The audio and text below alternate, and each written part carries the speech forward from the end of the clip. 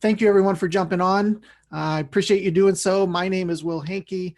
Today we're talking all about blogging, creating content for your site, how to do it, what to do, all of that good stuff. So 7 steps to blogging success is kind of what we're going to go through today. And I'm going to break each one of these down, tell you how to do it, give you some great tips and pointers on how to create each of those. And here's a little bit about me real quick. My name is Will Hankey. I'm the author of Your Internet Marketing Plan for Window Treatment Companies. I'm actually working on a new version of this, so that should be coming out soon. Been teaching and doing digital marketing for over 23 years now. We are active members in the WCAA. We speak about digital marketing all across the country. And we only work with window treatment and awning companies. So we generate leads through digital marketing tactics and help you get to the top of the search engines for your local area searches when it comes to those items. I work with my daughter, Amber. This is us winning an award last year called the Future 50 Award. We are a veteran-owned, family-owned business. And all right, enough about me. At the end of this, I'm going to be giving away a little bit of free stuff. And I'd also like to make this interactive. So if you have any questions or anything, click up there in the chat. I see Jamie says she can hear me. Fantastic. If you have any questions or anything that I go over, go ahead and put that into the chat. I'll make sure to circle back and keep an eye on that as well. Got 3 different screens going here so we can make sure everything's and make sure I get everybody's questions answered. So, all right, this is what we do. We are window treatment marketing pros. We're a Google partner, and this is all we do is digital marketing specifically for window treatment and awning companies. So, all right, enough about us. Let's talk about your website. Most websites were built originally as a business brochure, right? Okay, we need to get our information out there. A lot of times it was that our competitors already had a website, so we better get a website. Not a lot of thought put into it. In a lot of cases, it's just we need to get everything up there, get our list of products or services, that kind of stuff up there. So it became a brochure. What happens with a brochure is you kind of build the same thing, right? You do your homepage, your About Us page, add your services, your products, a contact us page or button or a form, something like that. These are the most common pages on a website, and in a lot of cases for brochure websites, that's the way that they're built. And a lot of business owners will think, you know, if we build it, they will come. You know, the customers will just start coming. The phone will start ringing. It will be absolutely fantastic. But what typically happens is when you launch, your revenues kind of stay the same. You know, they don't seem to go up. They don't seem to go down. They just kind of flatline.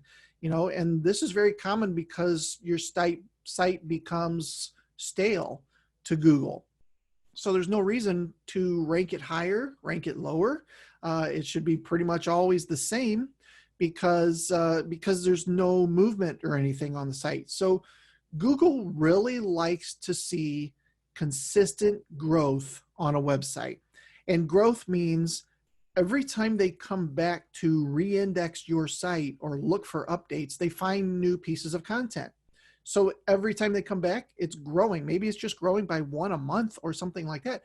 But every time they know that it's consistently growing, it is not stale, it's not abandoned. And those kind of signals tend to lead to lower results if they're abandoned or stale.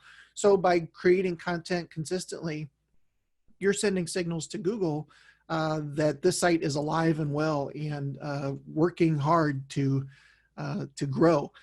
The other thing about that I mentioned earlier, non-growing websites tend to mean flat revenues because you're not gaining all those new customers. Everybody's moving towards the internet, and everybody's moving towards mobile on the internet, quite honestly.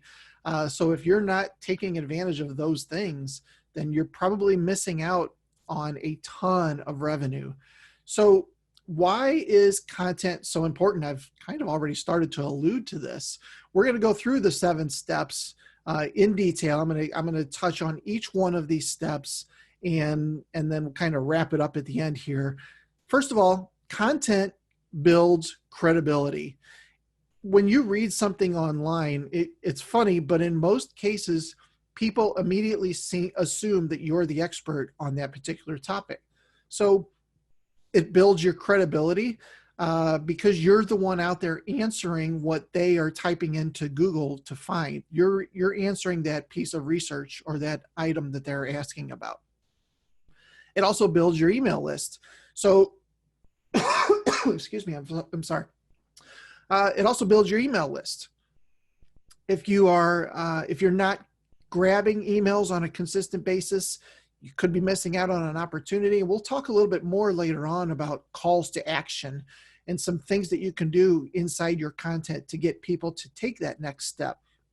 But one of those next steps could be to sign up for your newsletter or to download your design guide or something along those lines that gets their email. And then you can send things to them once a month. Hey, we've got this new special going on, 20% off shutters or 10% off of install or whatever it happens to be. Or you just want to share some great pieces of content that you've written. That's another way to do it as well. Content also attracts attention. I mentioned this earlier, the fact that your site is growing and it's consistently adding on new relevant pieces of information. It attracts attention, not only of people that are searching for that information, but Google itself. Who doesn't want to attract attention from them, so that they will rank you higher, they'll rank you in more places, they'll rank you for more keywords. All of these are good things that are created because you've started building content on your site. So here is the content creation formula, if you will. This is the formula that we use when we're putting together a content plan for a client or for ourselves, quite honestly. On date, writer will publish a post using type about category. I'm going to break down each one of these for you, and we're going to start backwards. We're going to start at the bottom with category. So let's talk a little bit about categories. And for most window treatment companies, this is going to be very similar or the same. This is a blog I found called the Blindste blog, and they blog about, obviously, blinds, but anything window treatment related. So you can see their categories right here. You've got window treatments, and then that's broken down into shutters, shades, draperies, that kind of stuff. They've got window help, or a little bit more generic information, window fun, so they can talk about shades that are printed with your favorite team's logo, those sort of things. But pretty cool little blog. But here's some other category ideas. Obviously, you can write about your products. You can do how-tos, talk about trends. I just realized I got trends in there twice. That's funny. Do reviews of new items, design tips, design information, things around interior design, colors, that kind of stuff. Savings, of course, you can do, something on an upcoming event that you might be having, or 20% off of something, or something along those lines. Before and afters are always really well received. People love to see not only the beautiful pictures of the window treatments, but they also like the idea of seeing people's houses, how it looked before and how it looked after, because in their mind, they're imagining their windows, how can you transform theirs and make them look a lot nicer too. So before and afters are great. So categories, not a lot to talk about there. I mean, there's a small amount of categories that you can write about, but very specific stuff. I do like the Blindste's idea of the window fun. That's a pretty cool one there. So, all right, let's talk about the different types of posts that you can write. And really there's 4 different types of content that you can create online. Text is the most common. So this is when people are talking about blogging.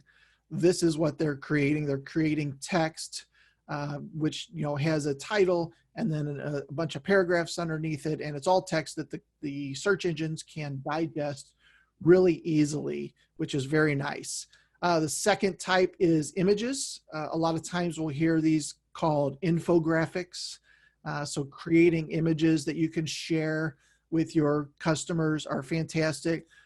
They don't have a lot of SEO benefits to them, but it is another piece of content that obviously you can brand and put out on Pinterest. And as it gets shared, your brand gets more and more attention that way as well.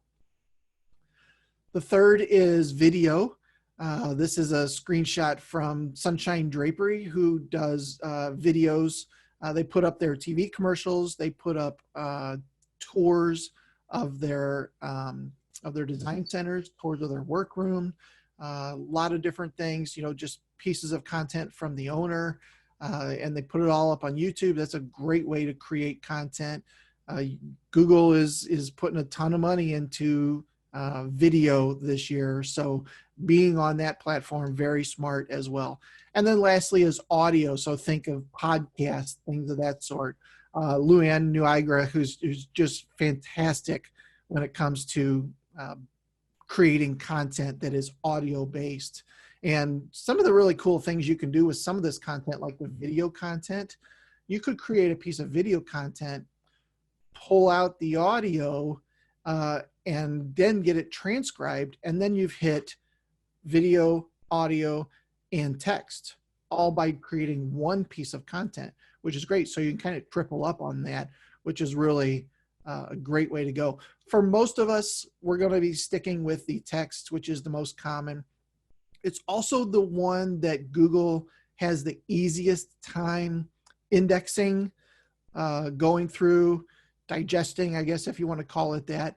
But understanding, and Google's pretty complex now with understanding how words work together. So, but writing, good articles and putting them up on your site, probably the most common way to go about creating new content. All right. Next up is the writer. So we're going to talk a little bit about how to find writers, what to do with that. So obviously, step number 3 is to find writers. Now, we have writers on staff that write a lot of our stuff that we put up on our site, that we put up on our client's site as well. But the best possible writer that you can find is yourself. You're the business owner. You started the business because you knew the industry. You've learned a ton of stuff about the industry over the years. So the best writer that you can come up with for your business is probably yourself, right? Not always the easiest thing to do, not always the most convenient thing to do, right? You're busy running a business. You don't have time to sit down and start hammering out an article. So, it's not always the best case scenario. It is probably going to be the best content, but not always the best case scenario. So that means you need to find somebody else to do it. Typically, there's 2 ways to go about getting that content back to yourself. You can either trade for recognition. Hey, put a piece of content out here and we'll give you exposure, right? You'll get more exposure for writing this piece of content, and some people will go for that. The other one obviously is to pay for a piece of content. Both are easy to do. Both have different ways of going about them. So one thing you can do is go out and find complementary websites. Here is one called Decorilla, and they've got the 25 best interior design blogs. So right there's 25 blogs that you can go through and find writers from, and approach them and say, hey, would you be interested in writing a piece of content for our website? Something along those lines would be fantastic. And it could be that you trade for notoriety, for exposure, for a link back to their blog, or that you just pay for the piece of content. You can also find industry bloggers pretty easily.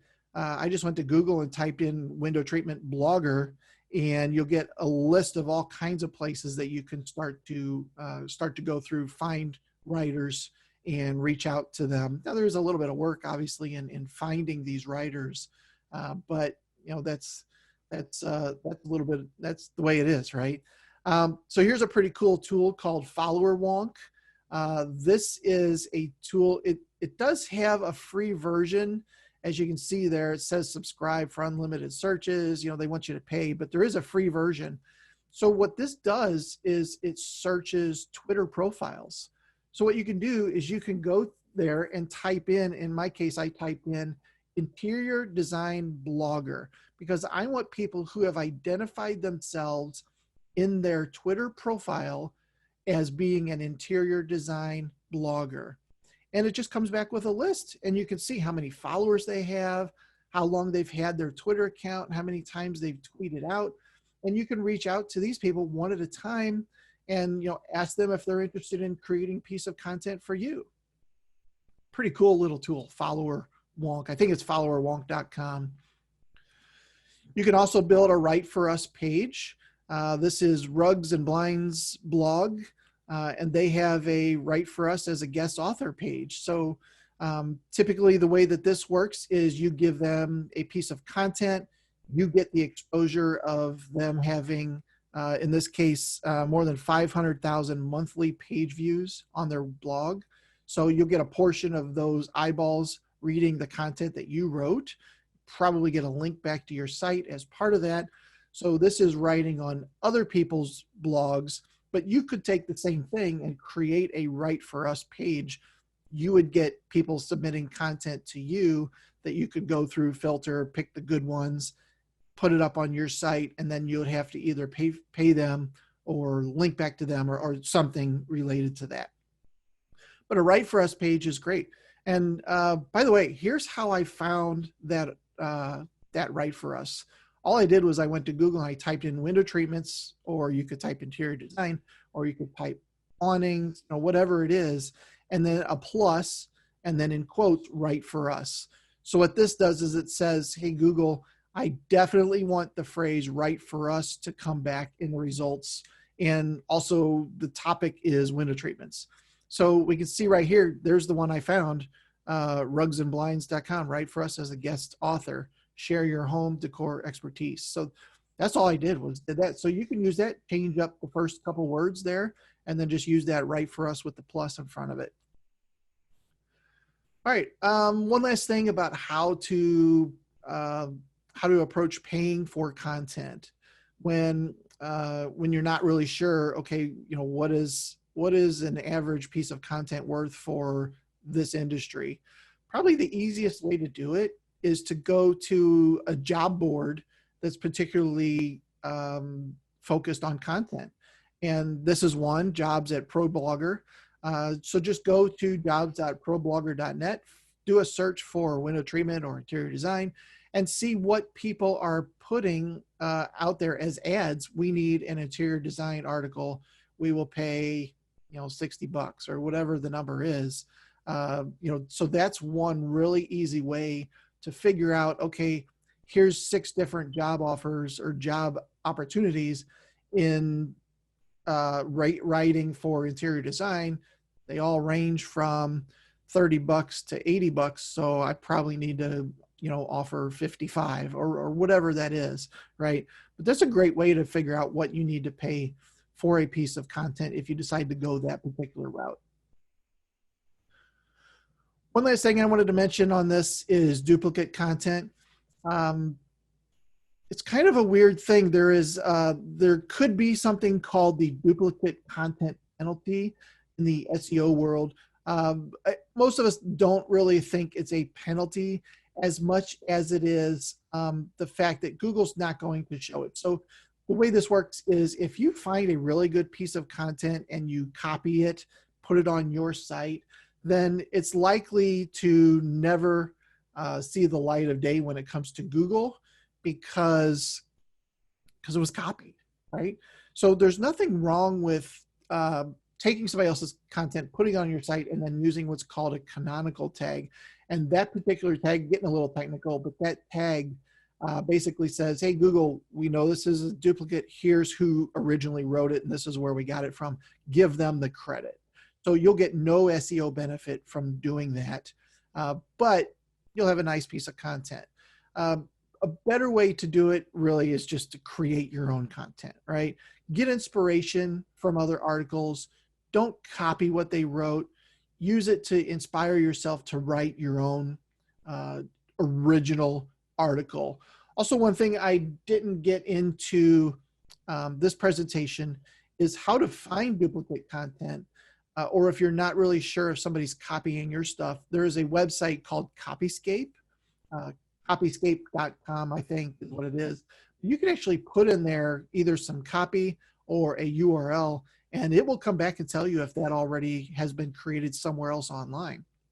The other thing you can do is if you're paying somebody to write an article for you, copy and paste it in there. It'll cost you like 17 cents or something to find out if that content is somewhere else online. And then if it's duplicate content, you don't want to pay for that.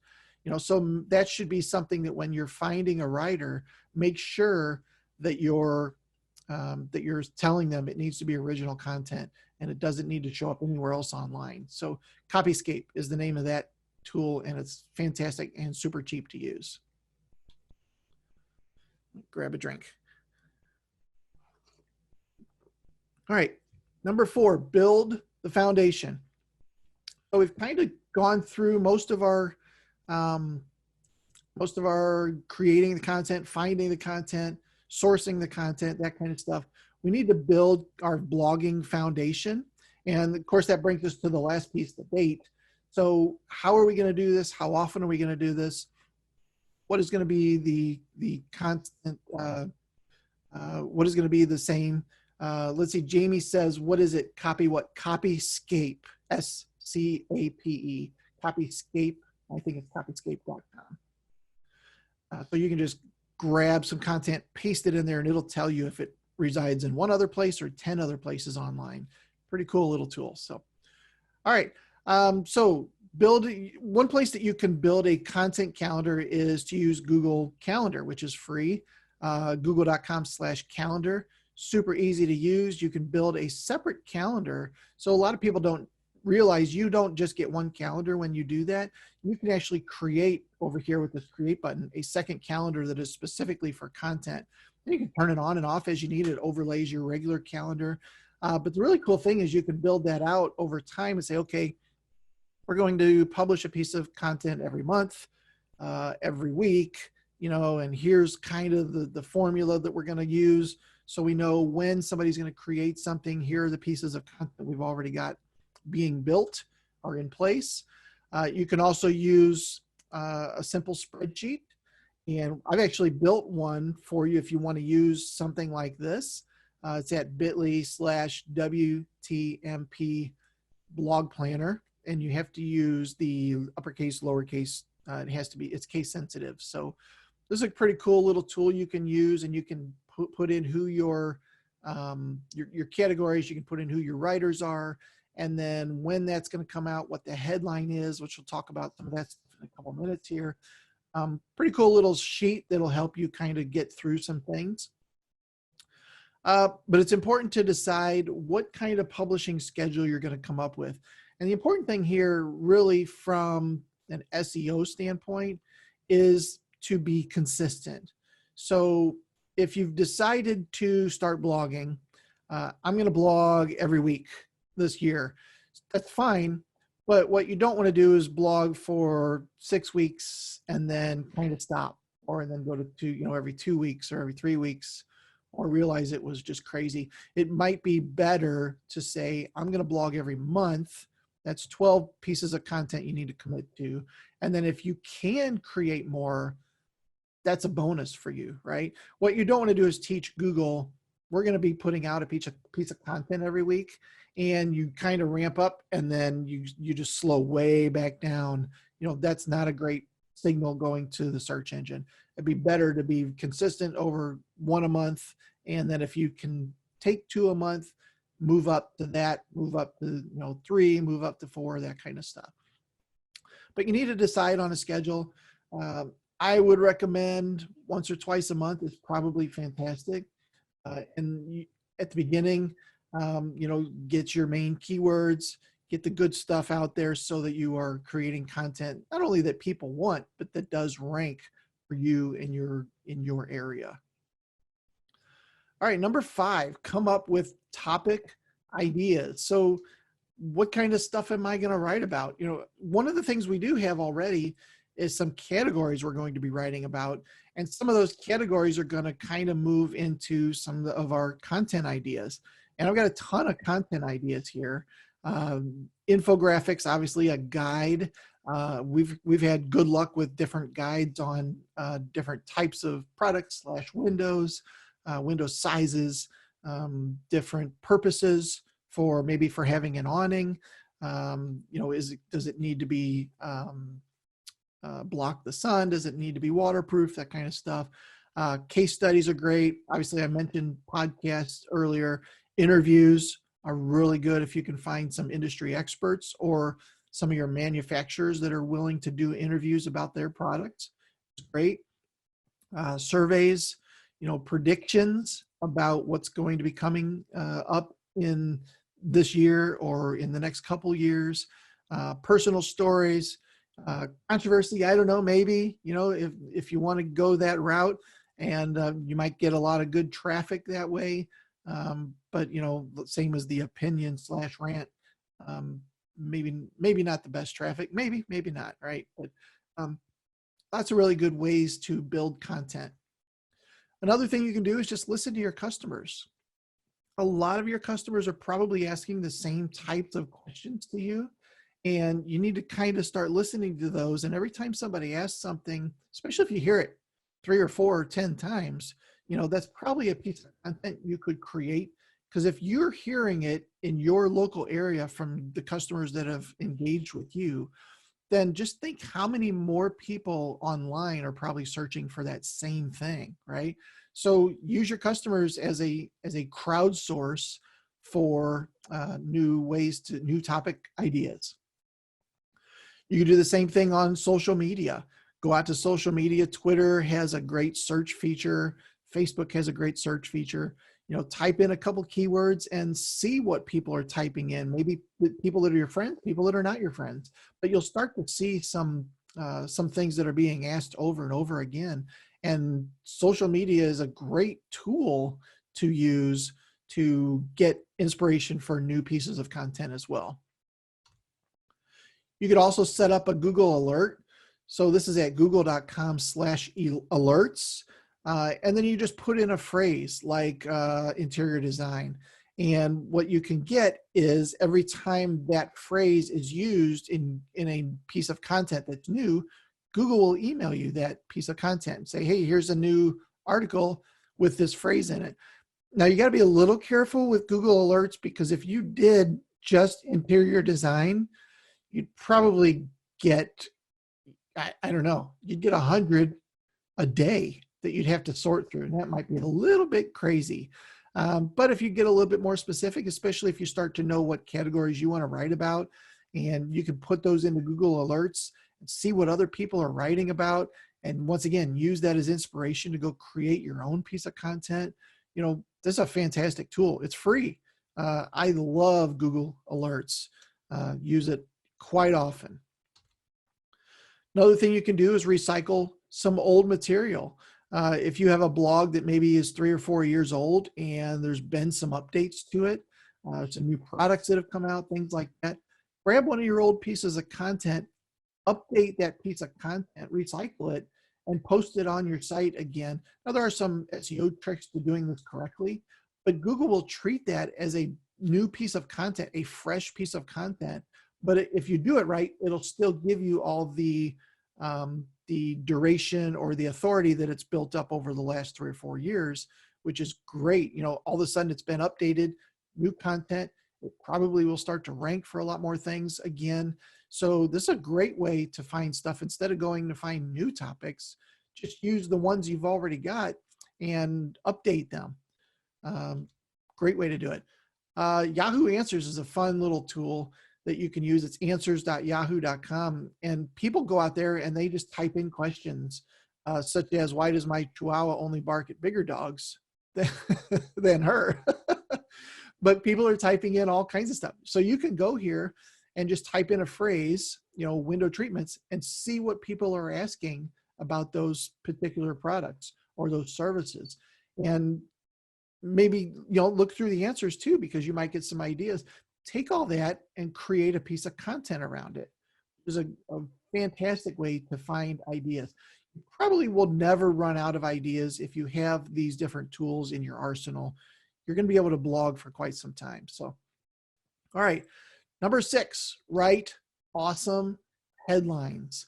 Headlines are huge. Headlines are a promise to the person that's reading this article that you're going to fulfill whatever it is you're talking about. It is a promise to it. You know, here's the thing that we're going to be talking about in this article.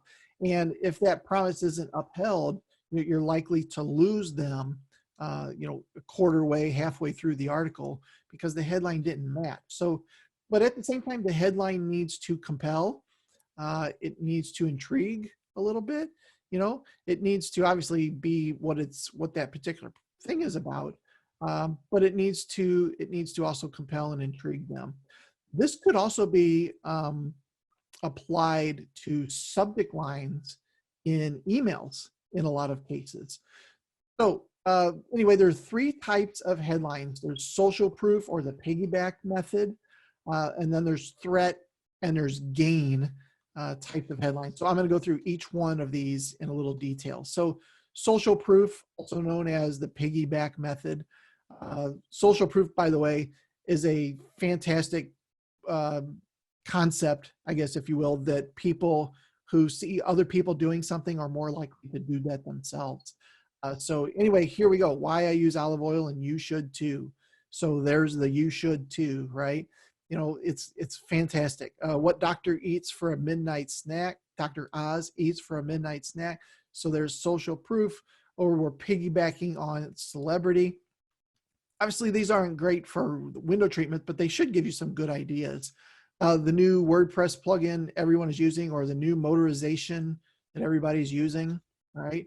Threat headlines, sorry, I lied to you. I actually did this in an email subject line probably 2 or 3 years ago, and it was by far one of my most opened newsletters ever, because people are like, well, why would Will send that to me?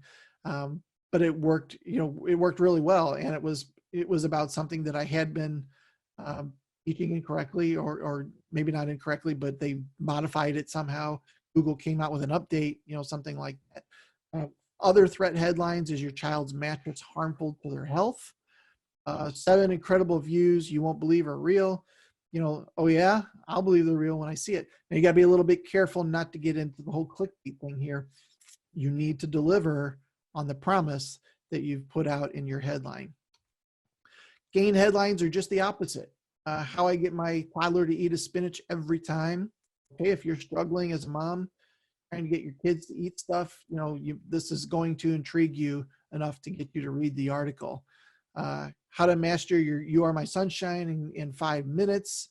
Okay, there are some guys that would like to figure that out so that they can look really cool. But anyway, these are gain related headlines, subject lines, that kind of stuff. So some really good stuff. Just make sure that it delivers on the promise that you put together. All right, step number 7, add your call to action. Probably the biggest thing that people don't do after spending all this time creating this great content is they create it, they put it up online. There's no obvious next step for somebody who is searching for that thing, and you're missing an opportunity if you don't tell them, okay, here's the next step, what to do about it. Go back to the same one from Royal. You can see over here on the right, this is called a sidebar call to action. And they've got a sidebar over there, need window treatments, click here to get an appointment. Nice and easy. And this shows up on every blog that they put out. You can also do an inline call to action. So right in the middle of your content, there's just something that kind of sticks out from the rest of it. In this case, it actually kind of slides in from the left, so it grabs your attention. But obvious next step is, for me, is to set up a professional design consultation with these guys. You can also do it at the end of an article, and I actually recommend putting an inline halfway through your article and then the same or a related one at the end of the article or the end of the page. And you can see here's ours. What's your 2020 Internet Marketing Success Plan, right? So you've read this great article. Here's the next step is to take action, watch this webinar, do this thing, download this checklist, whatever it happens to be. You know, so these end of page, end of blog calls to action work very well. The other thing is if somebody read the entire thing, they're probably very engaged, and giving them a obvious next step, probably it's going to happen, right? They're already warming up to your brand. You've established yourself as an expert, which is great. So, all right. So let's review real quick the 7 steps to blogging success. First of all, define your categories or what kind of things you're wanting to write about. And don't go too overboard with that. You don't want to be writing about 20 different categories worth of things. You'll start to dilute the value of your content. You know, keep it fairly specific. Pick your content type. There's only 4 to choose from there. Most likely you're going to be choosing the text type or writing blog type material. Number 3, find your writers. You can write it yourself. You can put out an ad for writers. You can create a Write for Us page. You can go find them on your own. Build the foundation. So start to create the assets that you need. Once you've got these things in place, start to bring them all together with, you know, creating a content calendar, that kind of thing. Number 5, come up with topic ideas. We talked about how to find some of those. Write some awesome headlines. Be careful not to write anything that's a little over the top or clickbait related. And then number 7, probably the most important and the most overlooked, add your call to action. Very important that you do that. So, all right, let's go see if we've got any questions. Who has any questions about anything I've gone over so far? And then we'll get you some free stuff too. If you want some free stuff, that would be great. I'll see if I have any questions here. Let's see. All right, there's a question about keyword research. Actually, if you just hold on a minute, one of the free items I'm going to do is related to keyword research. So another thing you can do is when you're using like Yahoo Answers, and maybe you'll type in window treatments first, and you'll start to see a lot of people asking about shutters or something like that. You could refine it that way. Also on that page, there are people also searched for, and you can do the same thing on Google or Yahoo. Just type in a phrase and it will give you a suggested list of related terms. And these are terms that people are actively typing in to that system to find information about. So that will help you kind of drive down on some specific topics. Be careful not to write about something really generic, just like, you know, your house needs window treatments. You know, well, okay, that's pretty generic. Write something specific about how to handle window treatments for an arched window or a bay window or something like that. You know, be a little bit more specific. Do some research on that. You'll find all kinds of questions, all kinds of ideas out there. All right. All right, I don't see any other questions, so I'm going to press on to the free stuff. Everybody likes free stuff. I mentioned my book earlier. If you haven't got a copy of my book, it's called Your Internet Marketing Plan for Window Treatment Companies. I'm happy to send you a book absolutely free. It's wtmarketingpros.com/book. Fill out the form. I'll stick it in the mail to you. Not a problem at all. I'd love to get that in your hands. Like I said, I am writing a newer version of that. I was hoping to have that done by the beginning of the year, but that's not the case.